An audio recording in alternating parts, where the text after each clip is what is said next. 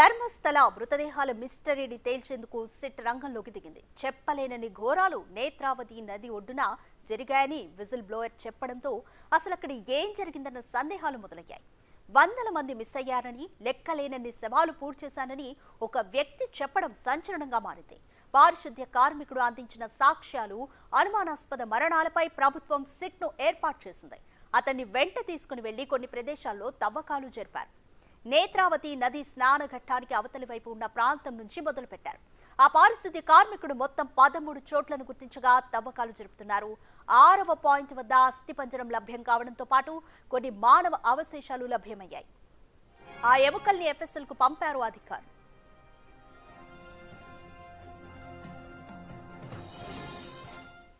ఇప్పుడు 6వ స్పాట్లో మానవ ఎముకలు, కొన్ని లోదుస్తులు లభ్యమయ్యాయి. డెబిట్ కార్డ్, పర్సు, ఎర్ర జాకెట్ బయటపడడంతో మరిన్ని అనుమానాలు వ్యక్తమవుతున్నాయి. బెంగళూరుకు చెందిన సురేష్, అతని తల్లి లక్ష్మి డెబిట్ కార్డ్ గా గుర్తించారు.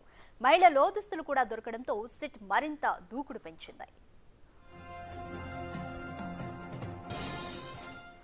పిల్లల్ని, మహిళల్ని బడికెళ్లే అమ్మాయిల శవాలు కూడా ఉన్నాయంటున్నాడు. ఇప్పుడు అతనిచ్చిన వాంగ్మూలం దేశాన్ని కుదిపేస్తోంది. నిజంగానే ధర్మస్థలాలో అన్ని ఘోరాలు జరిగాయా? ఇన్నేళ్లు ఎందుకు ఆ నిజాలు బయటపడలేదు? ఒకవేళ ఇన్ని ఘోరాలు జరుగుతున్నా అధికార యంత్రాంగం ఏం చేస్తోంది? దీని వెనుకున్న మిస్టరీ ఏంటి? ప్రతి ప్రశ్న మైండ్లో దిగుతుంటే నిద్ర పట్టడం లేదే. అసలు ఏం జరిగింది?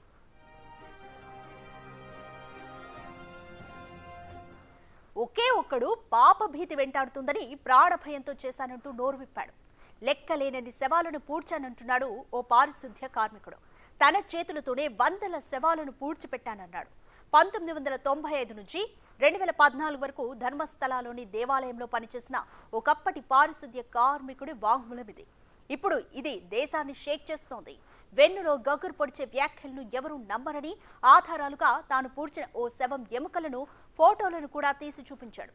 తనకు తెలిసిందల్లా సీల్డ్ కవర్లో పెట్టి అత్యున్నత న్యాయస్థాన న్యాయవాదికిచ్చాడు.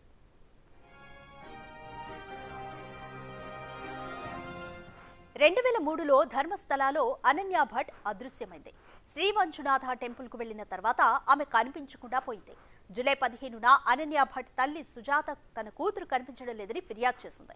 DNA పరీక్షలకు కూడా సిద్ధమని ప్రకటించింది. అంతేకాదు సత్యమేవ జయతే అంటూ సుజాత భట్, అడ్వకేట్ మంజునాథ్ ప్రకటన రిలీజ్ చేశారు.